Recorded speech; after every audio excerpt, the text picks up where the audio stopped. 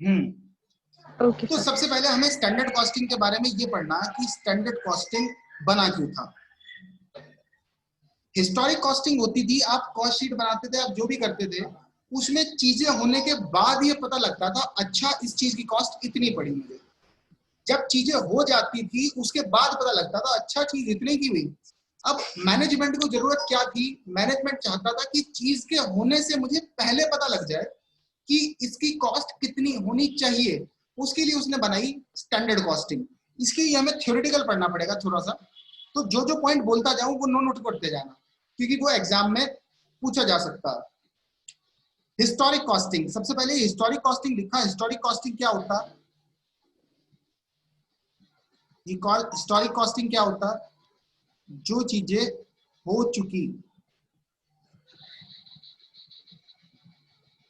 ध्यान से लिखते जाना मेरे साथ साथ, जो चीजें हो चुकी है ना, जो कॉस्टिंग हो चुकी है उसको क्या बोलते हैं? Historic costing. हिस्ट्री है, बस हिस्ट्री से याद रखना जो हो चुका। ठीक है जी। अब इसने क्या बताया, क्योंकि एग्जाम में थ्योरेटिकल भी पूछेगा हमसे। Historic costing under which costing are ascertained, under which are incurred, is not of much use of management. कह रहा जो हो चुका वो मैनेजमेंट के ज्यादा काम का नहीं है। ठीक है, फॉर द पॉइंट ऑफ, किस पॉइंट से? एफिशिएंसी के पॉइंट से और कॉस्ट कंट्रोल के पॉइंट से ज्यादा काम का नहीं है। For management point of view, what A product should have costed more important. क्या पॉइंट बताया इसने? सबसे ज्यादा पॉइंट पता क्या इंपॉर्टेंट है यहाँ पर? इंपॉर्टेंट है यहाँ पर शुड हैव कॉस्टेड। इसका मतलब अगर मैं लिखूं तो क्या लिखा जाना चाहिए कि कॉस्ट क्या होनी चाहिए।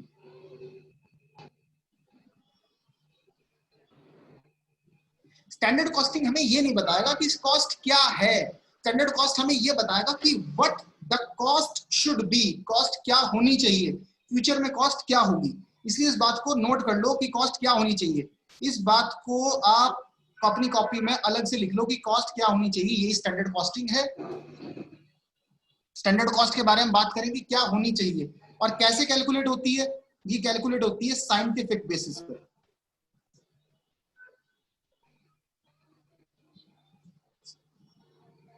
साइंटिफिक बेसिस पर।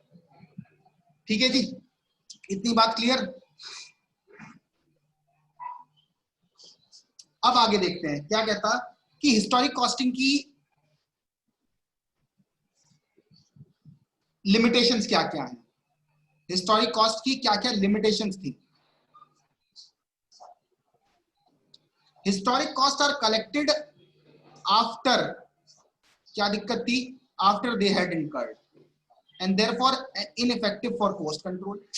भाई जब कोई गलती हो गई उसके बाद उसे कॉस्ट कंट्रोल कैसे करोगे? वो तो फ्यूचर के लिए ही करना पड़ेगा। तो यानी कि हिस्टोरिक कॉस्ट की गलती थी, वो चीज के होने के बाद बताती थी कि ऐसा हो गया।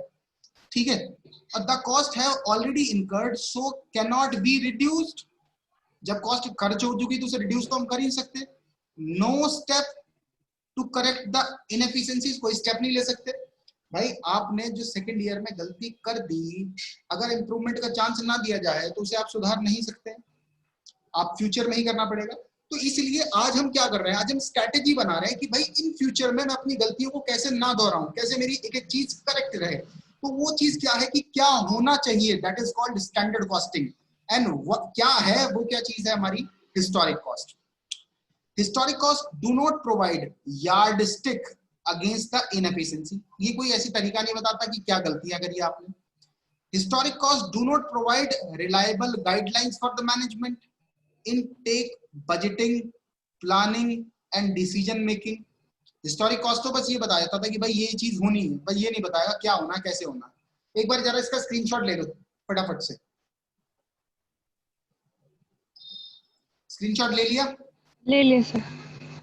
सभी ने ले लिया? हाँ जी सर। ठीक है, इसको अपने जो स्क्रीनशॉट लेते हो वो नोट्स में संभाल के रखना और बाद में नोट्स कर लिया करो चाहे। फटाफट से तेजी से पढ़ते जाएंगे क्योंकि हमारा काम अभी यहां से नहीं है। The above limitation increase the development of more satisfactory costing approach based on predetermined cost. कह रहा इस प्रॉब्लम की वजह से हमें ऐसी कॉस्टिंग डिजाइन करनी पड़ी जिसका पता हमें पहले से लग जाए, जो कौन सी कॉस्ट हो, प्री डिटरमाइंड। प्री डिटरमाइंड का मतलब क्या होता है, जो होने से पहले पता लग जाए।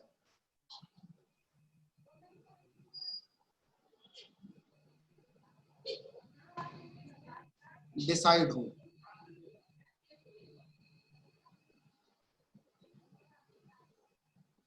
जो होने से पहले पता लग जाए उसे क्या बोलते हैं, प्री डिटरमाइंड कॉस्ट। ठीक है जी, चलिए आगे चलते हैं। आगे की कहानी क्या है, आगे इसने बोला है the deficiency of historic cost this lead to the development of new technique of cost ascertainment and cost control। इस बात को नोट करो कि स्टैंडर्ड कॉस्टिंग से क्या होगा, कॉस्ट पता लगेगी और कॉस्ट कंट्रोल होगी। इस बात को लिखो, इसका मेजर फायदा क्या है, कॉस्ट असर्टेनमेंट एंड कंट्रोल। जब आपको किसी चीज का दाम पहले से पता है कि इसकी कॉस्ट ये आनी चाहिए, तो आप दिमाग में जाओगे, उसी चीज को तो ध्यान में रख के करोगे। भाई 10 रुपए की चीज है, ज्यादा की लूंगा तो पहले पता लग जाएगा, परचेज मैनेजर बहुत दिमाग में रख के परचेजिंग करेगा। तो यानी कि इससे कॉस्ट कंट्रोल में फायदा मिलता है। ठीक है जी, that's why standard costing is a managerial device. किसकी डिवाइस है, मैनेजरियल डिवाइस। एक एक चीज को नोट करते जाना, क्योंकि क्वेश्चन जो जो मैं जहां जहां मार्क कर रहा हूं, क्वेश्चन एक्सेक्ट पिन पॉइंट वहीं से बनेगा, क्वेश्चन कहीं और से नहीं आ सकता। जिन जिनको मार्क किया है उन्हीं पॉइंट से क्वेश्चन बनेगा। क्या, प्री डिटरमाइंड कॉस्ट है, कॉस्ट असर्टेनमेंट और कॉस्ट कंट्रोल के लिए किया जाता है। मैनेजरियल डिवाइस है, मैनेजरियल डिवाइस मतलब टॉप मैनेजमेंट के लिए। किसके लिए है, मैनेजमेंट के लिए।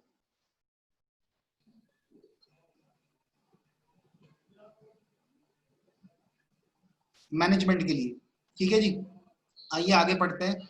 To determine the efficiency and effectiveness of the cost performance, it is rememberable that this is one of the cost control technique. क्या है ये कॉस्ट कंट्रोल टेक्निक, लिखो जरा फटाफट से। ये क्या चीज है, कॉस्ट कंट्रोल टेक्निक है, but not a method of costing like process, operating cost, job cost and contract. ये इसकी तरह नहीं है। ये क्या है, कॉस्ट को कंट्रोल करने की टेक्निक है। हाईलाइटेड लेना इसको, एक सेकंड रुको जरा।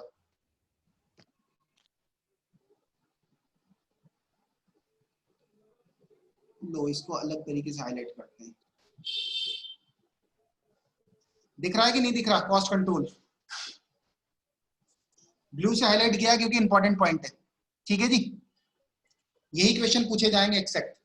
However, before discussing the standard costing, it will appropriate to discuss the standard cost, standard and standard cost। भाई स्टैंडर्ड क्या चीज है, प्री डिटरमाइंड मेजर।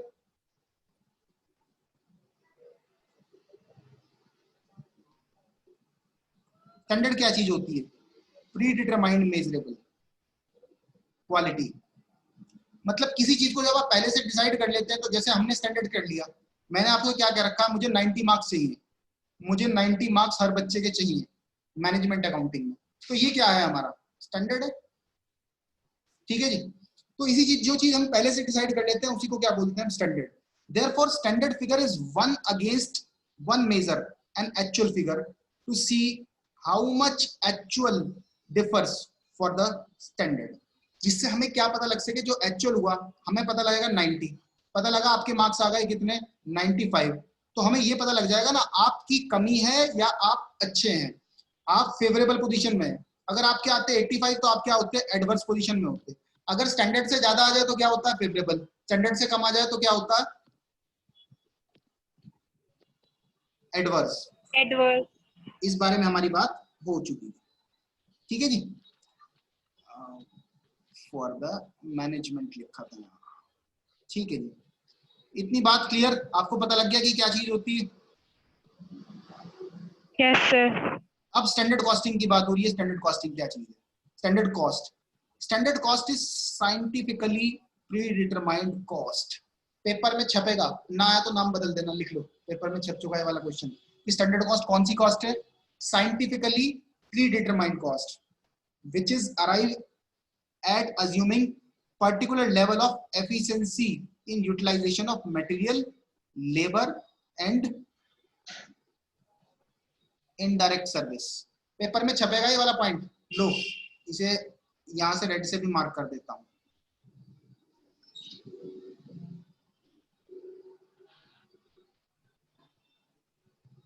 स्क्रीनशॉट ले लो, ये वाली चीज छपनी है पेपर में।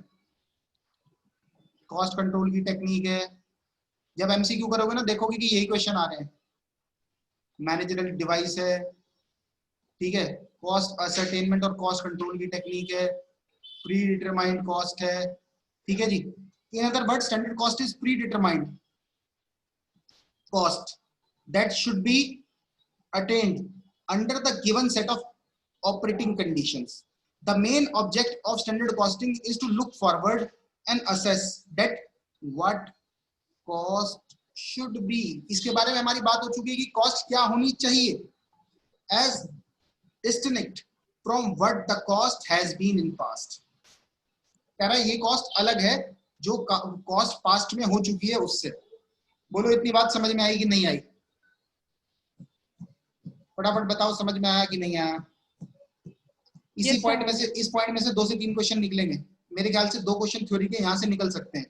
एक तो ये निकलेगा कि, दोबारा बता दो क्या क्वेश्चन निकलेगा? ये क्वेश्चन निकलेगा कि कॉस्ट कौन सी कॉस्ट है? Scientifically design. देखो मेरी बात सुनो, साइंटिफिकली डिजाइन कॉस्ट का मतलब कैसे होता है।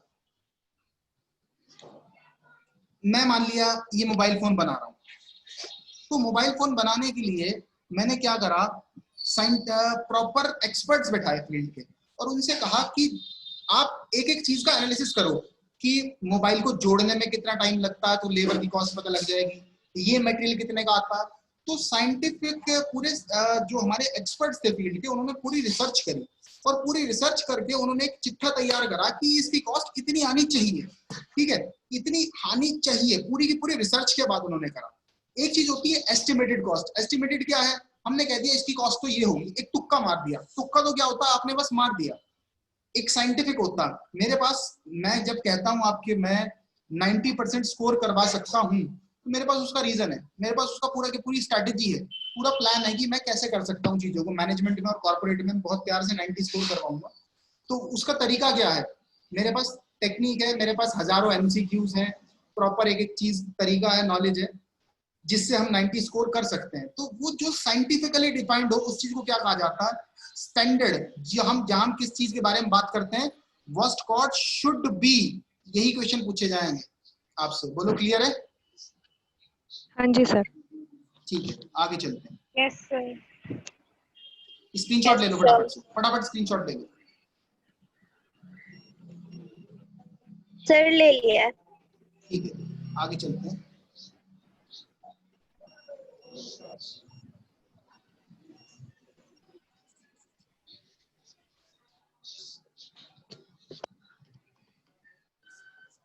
भाई एक बात ध्यान रखना, जिसको करना पूरा 100 में से 100, उसको एक दिक्कत थोड़ी सी झेलनी पड़ेगी। जिसको पूरा 100 में से 100 स्कोर करना है ना, उसको क्या करना पड़ेगा, ये थोड़ा सा याद करना पड़ता है कि ये डेफिनेशन किसने दिया, ये डेफिनेशन किसने दिया। और ये मतलब बहुत हेक्टिक का काम है, हेक्टिक का। अगर 100 में से 90 नंबर लाने हैं तो आपको ये याद करने की जरूरत नहीं है। अगर 100 में से पूरे 100 चाहिए ना, तो भैया आपको रोज याद करना पड़ेगा। और इसको याद करने का तरीका क्या है? अब जैसे स्टैंडर्ड कॉस्टिंग की डेफिनेशन है, उसको फनी बना के याद कर सकते हैं। देखो कैसे याद करते हैं definition. Standard cost is pre-determined cost which what each product or services should cost under the given circumstances. अब प्री-डिटरमाइंड को किसने कहा? ब्राउन और हावर्ड ने, ठीक है। तो इसको कैसे याद करें? ब्राउन ने कहा पहले डिसाइड करो। जहां प्री डिटरमाइंड की बात आ जाएगी, आप क्या समझ लेंगे कि ये बात किसकी है? ब्राउन ने कहा पहले डिसाइड करो। बोलो क्लियर, याद हुई कि नहीं हुई बात? ऐसे ही इसने क्या कहा? Standard cost represent anticipated cost, anticipated cost in the given condition for an expected volume of output. जहां वॉल्यूम की बात आ जाए, क्योंकि वॉल्यूम यूनिक दिख रहा, यहां वॉल्यूम की बात आ जाए तो वॉल्यूम कह देना आप कि बेटी ने कहा, बैटिंग ने कहा कि वॉल्यूम बढ़ाओ टीवी का। भाई इतना ध्यान रख लो, बेटी ने कहा कि टीवी का वॉल्यूम बढ़ाओ। ऐसी चीजें याद कर सकते हैं आप। क्योंकि अगर आपको 100 में से 100 नंबर चाहिए तो आपको डेफिनेशंस को लर्न करना पड़ेगा। कोई भी ट्रिक लगाओ और इसको याद करने का तरीका आप आराम से पकड़ सकते हैं। बोलो इतनी बात क्लियर हो चुकी है कि नहीं हुई? क्लास के 20 मिनट हो चुके हैं और अभी मैं स्टैंडर्ड कॉस्टिंग का इंट्रोडक्शन दिया मैंने आपको। ये पीडीएफ दे दूंगा, बाकी आप यहाँ से घर से पढ़ेंगे कि स्टैंडर्ड कॉस्टिंग क्या होती है। ठीक है जी, बेसिक पढ़ लेंगे इतना स्टैंडर्ड कॉस्टिंग का। आवाज यस नहीं आ रही सर। है? ये थोड़ा बेसिक से घर से पढ़ना थोड़ा सा, ठीक है। इसके बाद आती है बात, थोड़ी सी इसकी मेन बातें पढ़ लेते हैं जो जो लिखी है।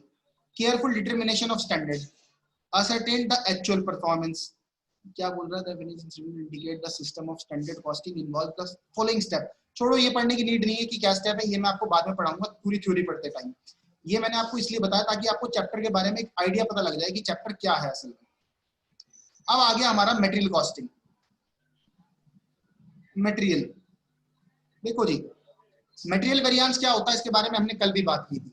मटेरियल वेरिएंस कौन सा वेरिएंस है कि मटेरियल की कॉस्ट क्या होनी चाहिए और मटेरियल की कॉस्ट क्या है। इसने यहाँ बता दिया कि वेरिएंस कौन कौन से हो सकते हैं। इसने बता दिया मटेरियल वेरिएंस होगा, लेबर वेरिएंस होगा, वेरिएबल होगा, फिक्स्ड होगा। ठीक है, हमें बात किसके बारे में करनी है? मटेरियल वेरिएंस के बारे में। आज का हमारा टॉपिक मटेरियल वेरिएंस है, तो मटेरियल वेरिएंस को डिस्कस करना स्टार्ट करते हैं। अगले 20 मिनट सिर्फ ये चर्चा चलेगी कि मटेरियल वेरिएंस क्या है। इसके बारे में हमने कल भी चर्चा की थी। आज इसको थोड़ा थ्योरेटिकल पढ़ेंगे और थ्योरेटिकल पढ़ाने के बाद इसके फॉर्मूले बताऊंगा और फॉर्मूले बताने के बाद इसके न्यूमेरिकल करेंगे। क्लास हो सकता है थोड़ी लंबी चल जाए, हो सकता है आज 10 भी बज जाए अगर काम नहीं होता है तो। मिनिमम क्योंकि 5 क्वेश्चन करने पड़ेंगे थ्योरी पढ़ने के बाद। चलिए, सबसे पहले तो मैंने आपको बताया था material cost variance. Cost variance के बारे में क्या बात हुई थी? Standard minus actual. स्टैंडर्ड बोले तो क्या होनी चाहिए और क्या है, इतनी बात आपको कल हमारी हो चुकी थी। प्राइस वेरिएंस के बारे में हमारी क्या बात हो चुकी कि मटेरियल का ये प्राइस क्या होना चाहिए था, आपने क्या प्राइस लिया। फिर थी यूजेज के बारे में बात। यूजेज के बारे में क्या बात है? कितनी क्वांटिटी यूज करनी चाहिए थी, आपने कितनी क्वांटिटी यूज की। अगर इसे कल के टर्म्स में कहूं तो कल के टर्म्स में कि कितने घंटे यूज करने चाहिए थे पढ़ने के लिए, आपने कितने घंटे किए। बोलो इतनी बात क्लियर है आपको कि नहीं है? मुझे फीडबैक साथ से साथ देते रहा करो तो मुझे पता लग जाता है कि कहीं दिक्कत तो नहीं यस है। सर, क्लियर है, क्लियर है सर। ठीक है, चाहे आप थम्स अप भेज दिया करो, मुझे समझ में आ जाता है कि हाँ क्लियर टॉपिक है। लो जी, सबसे पहले मटेरियल कॉस्ट के वेरिएंस के बारे में बात करेंगे, स्क्रीनशॉट लेते रहना। Material cost variance, it represent the difference between the actual cost of material and standard cost of material. ठीक है, specified for the output achieved. Material cost variance arise due to variation in the price. क्यों होता? Arise क्यों होता? Due the variation in price. Price बोले तो कि खरीदना था कितने का, खरीद लिया कितने का। And usages of material, usages बोले तो कितनी क्वांटिटी यूज करनी थी, कितनी क्वांटिटी यूज कर ली। दस this is the total material cost. ये किस चीज की बात हो रही है? टोटल मटेरियल कॉस्ट की बात हो रही है। वेरिएंस इज द एग्रीगेट, ये किस क्या होता है? ये एग्रीगेट होता है। कल भी मैंने बताया था आपको किस किस से एग्रीगेट होगा ये, कॉस्ट का और प्राइस का। ये क्या है? एग्रीगेट है। किस चीज का? प्राइस और यूजेज का। तो यानी कि अगर बात करूं तो direct material cost variance is equal to direct material price variance plus direct material usages variance. बोलो इतनी बात क्लियर है कि नहीं है? यहाँ वेरिएंस का मतलब क्या होता है? मैंने आपको कल भी बता दिया था, डिफरेंस होता है एक्चुअल और स्टैंडर्ड के बीच में। मटेरियल के बारे में हमारी बात हो चुकी है। अब मटेरियल के बारे में क्या फिगर्स के बारे में बात हो रही है वो हम डिस्कस नहीं करेंगे। फिलहाल हमें थ्योरी पढ़नी थी। मटेरियल की थ्योरी पढ़ चुके आप? हाँ ना बोलते रहा करिए, फीडबैक पता लगता रहता। स्क्रीनशॉट लेना है अभी? हाँ जी सर।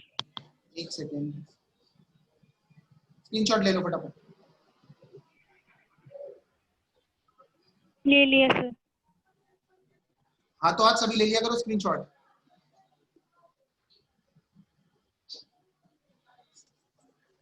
लो जी, it should be noted that the, अभी छोड़ो वो तो आगे की बात है, न्यूमेरिकल नहीं पढ़ा रहे, अभी तो थ्योरी पढ़ा रहे हैं कि मतलब क्या है इस चीज का।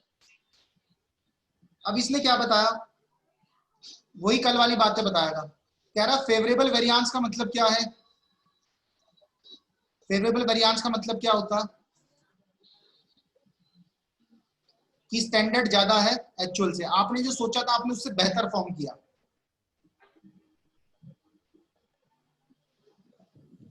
Standard is more than actual, तो ऐसे केस में क्या होगा, या फिर दूसरे केस में कहूं कि स्टैंडर्ड माइनस एक्चुअल, अगर आंसर प्लस में आता है तो चीज क्या है, फेवरेबल, और स्टैंडर्ड माइनस एक्चुअल अगर आंसर माइनस में आता है तो चीज क्या है, एडवर्स।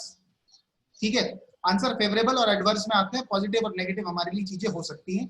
इसके वेरिएंस कौन कौन से हो सकते हैं, प्राइस वेरिएंस हो सकता है, यूजेज वेरिएंस हो सकता है, स्क्रीनशॉट लेना हो ले लो, बाकी कोई खास बात इसकी है नहीं। अभी बताता हूं प्राइस वेरिएंस के बारे में बात। Material price variance is the part of the material cost variance, part है, किस चीज का पार्ट है, कॉस्ट वेरिएंस का। ठीक है, which is due to the difference between, क्यों होता है difference between the actual price paid and standard price specified, जो हमने स्पेसिफाइड करा था और जो हमने पेड करा था उसके बीच में डिफरेंस है, इसकी वजह से आता है। It represent the difference between standard cost of actual quantity of purchase and actual cost of material purchase. यूं कह रहे हैं कि जो खरीदना चाहिए था और जो खरीदा उसमें जो डिफरेंस है उसके बारे में हमारी बात हो रही है। It can computed by multiplying the difference between standard price and actual price. Difference between standard price और एक्चुअल प्राइस में हम इसे कैलकुलेट कर सकते हैं। कैसे कैलकुलेट होता है इसके बारे में मैं बात नहीं कर रहा हूँ, वो मैं आपको बाद में समझाऊंगा, अभी सिर्फ फिलहाल आपको इसका मतलब पता करना था। हमने कल भी इसके बारे में बात करनी थी, आज भी इसके बारे में हम बात कर रहे हैं। स्क्रीनशॉट लेना है, स्क्रीनशॉट लेना है तो ले लीजिए हाथों हाथ फटाफट से, 2 मिनट के अंदर स्क्रीनशॉट ले लीजिए। ले लिया सर। चलिए, अब ये है कि मटेरियल प्राइस के रीजन क्या होते हैं, ध्यान से देखना क्या क्या रीजन हो सकते हैं। पहला तो कह रहा है चेंज इन मार्केट प्राइस, बाजार का रेट ही चेंज हो गया। बाजार का अगर रेट ही चेंज हो गया तो हम क्या कर सकते हैं, economical size of purchase order. आपको ये तो पता होगा जब आप चीज बल्क में खरीदते हैं तो सस्ती मिलती है, और अगर कम क्वांटिटी में खरीदते हैं तो आपको क्या मिलती है, महंगी। अगर आपने कम क्वांटिटी में खरीदा तो आपको महंगा पड़ा ही होगा। ठीक है जी। फिर आपको failure to avail cash discount, आपको डिस्काउंट नहीं मिला, आपने जल्दी पेमेंट नहीं किया इस वजह से आपको डिस्काउंट नहीं मिला। चौथा क्या है, अनइकोनॉमिकल ट्रांसपोर्टेशन कॉस्ट, अगर ट्रांसपोर्टेशन की कॉस्ट बढ़ जाती है तो परचेज की कॉस्ट ऑटोमेटिकली बढ़ जाएगी। फिर है purchase of substitute material, substitute material ले लिया। सब्स्टिट्यूट मटेरियल बोले तो आपको चाय बनाने का बिजनेस है आपका, चाय बनाने के लिए आप यूज करते थे चीनी, आपको चीनी मिल नहीं रही है तो आपने उसमें शहद यूज कर दिया है, गुड़ यूज कर दिया, तो सब्स्टिट्यूट मटेरियल है। An account of non availability of the material, तो सब्स्टिट्यूट मटेरियल, अब शहद जो है चीनी से महंगा आता तो हो सकता है इसलिए आपकी कॉस्ट यहाँ से बढ़ी होगी। दूसरा है change in rate of taxes, अगर परचेज पे टैक्स बढ़ गए तो भी आपका मैं जो है परचेज वेरिएंस आ सकता है, मटेरियल प्राइस वेरिएंस।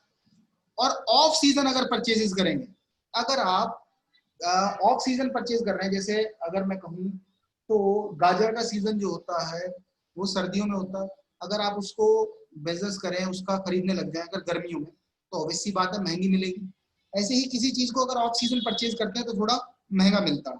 ठीक है, जो चीज जिस टाइम पे पैदा नहीं हो रही है, नहीं बनती, आप उसे खरीदें तो थोड़ा महंगा मिल सकता है। इतनी बात क्लियर हुई? जी सर। इसके लिए जिम्मेदार कौन होता है, जिम्मेदार कौन होता है, परचेज मैनेजर इसके लिए जिम्मेदार होता है मटेरियल वेरिएंस के लिए, क्योंकि परचेज मैनेजर के गलत खरीदारी से ही ये होता। परचेज मैनेजर रिस्पॉन्सिबल,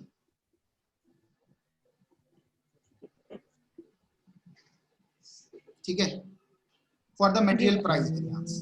बट कह रहा सब केसेस में नहीं होता, कुछ केसेस में नहीं भी हो सकता। मान लिया प्राइस बढ़ गया तो ये क्या कर लेगा, आपने कम खरीदा तो ये क्या कर लेगा, तो मतलब अगर प्राइस बढ़ता है तो इसकी कोई दिक्कत नहीं है, अगर टैक्सेस बढ़ते हैं तो इसकी कोई गलती नहीं है। ठीक है, अगर ट्रांसपोर्ट की कॉस्ट बढ़ती है तो इसकी कोई गलती नहीं है। देखो इसकी गलती होती है, जिम्मेदार कौन है? Purchase manager. पर हर केस में जिम्मेदार नहीं होगा। कहाँ जिम्मेदार नहीं होगा? यहाँ पे परचेज मैनेजर जिम्मेदार नहीं होगा, यहाँ पे जिम्मेदार नहीं होगा, यहाँ पे जिम्मेदार नहीं होगा। इन 3 केसेस में परचेज मैनेजर को कोई जिम्मेदारी नहीं है। ठीक है जी, क्लियर? हाँ जी सर। ठीक है, स्क्रीनशॉट तुरंत। ले लिया सर। मोटी मोटी बात मैंने आपको बता दी है, बाकी आप इसे थोड़ा सा घर से पढ़ लेना।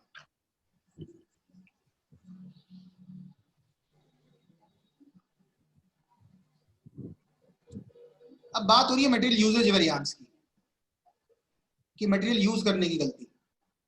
यूज करने का वेरिएंस क्या होगा? यूज करना था कम, यूज कर दिया ज्यादा। जो अगर क्वांटिटी में वेरिएशन है, क्वांटिटी में चेंज है, तो उसको क्या बोलते हैं? Material usages variance. अब फेवरेबल भी हो सकता है और एडवर्स भी हो सकता है। जरूरी नहीं है कि ये मटेरियल वेरिएंस एज नेगेटिव ही होगा, पॉजिटिव और नेगेटिव दोनों हो सकते हैं। ठीक है जी, अब आइए बात करते हैं theoretical. It is known as quantity variance. कौन सा वेरिएंस है? क्वांटिटी वेरिएंस है इसका दूसरा नाम। The material quantity or usage variance result when the actual quantity of raw material used differs from the standard quantity। जब actual quantity differ है किस चीज से? standard quantity से, that should be used for the production output achieved। it is the portion of direct cost, direct material cost variance which is due to difference between the actual quantity used and the standard quantity specified। जितना आपने सोचा था इतनी quantity लगाएंगे, लग गई उससे ज्यादा, तो आपका कौन सा वेरिएंस आ गया? मटेरियल यूजेज वेरिएंस आ गया। बोलो इतनी बात समझ में आई कि नहीं आई? हाँ जी सर आ गए। मैंने अभी तक पूरा थ्योरेटिकल कॉन्सेप्ट जो मुझे बताना था मटेरियल वेरिएंस और बेसिक्स, इसके बारे में मैंने बता दिया। स्क्रीनशॉट ले लो तुरंत। ले लिया सर। ठीक है, इस क्लास को खत्म कर रहा हूँ। अब से ठीक 5 मिनट बाद हम न्यूमेरिकल स्टार्ट करेंगे। पहले मैं आपको फॉर्मूले समझाऊंगा, फॉर्मूले समझाने के बाद हम न्यूमेरिकल स्टार्ट कर देंगे। ठीक है जी? ठीक है। Okay sir. ठीक है, अब से 5 मिनट बाद स्टार्ट करेंगे। मैं थोड़ा रेस्ट ले लूंगा गले को, क्योंकि पूरे के पूरे बोलने में थोड़ी सी प्रॉब्लम हो जाती है। लास्ट के अंदर कौन कौन है? अच्छा,